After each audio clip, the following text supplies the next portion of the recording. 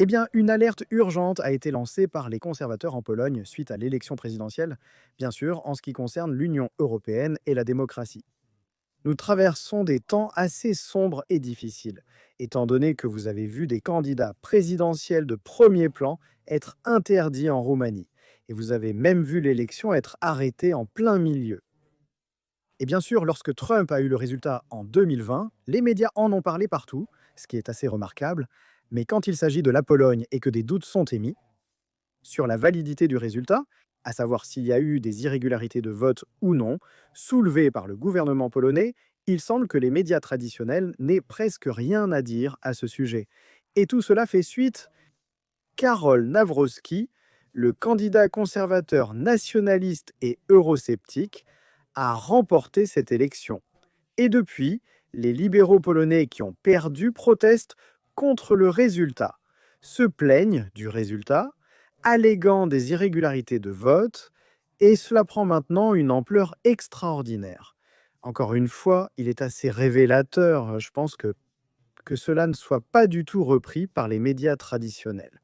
Et ce que vous voyez maintenant, c'est le Premier ministre polonais lui-même, Donald Tusk, qui remet en question le résultat de l'élection présidentielle, malgré le fait que l'organisme polonais de régulation des élections ait certifié les résultats.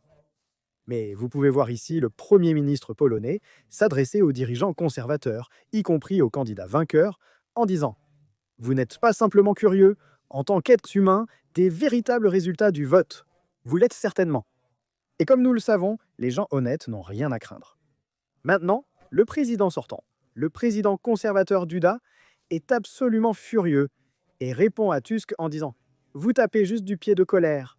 Et il ajoute: je n'ai pas à m'intéresser aux résultats de l'élection, car je le connais déjà, tout comme tous les sondages et les politiciens du monde entier qui ont félicité le président élu Nawrocki.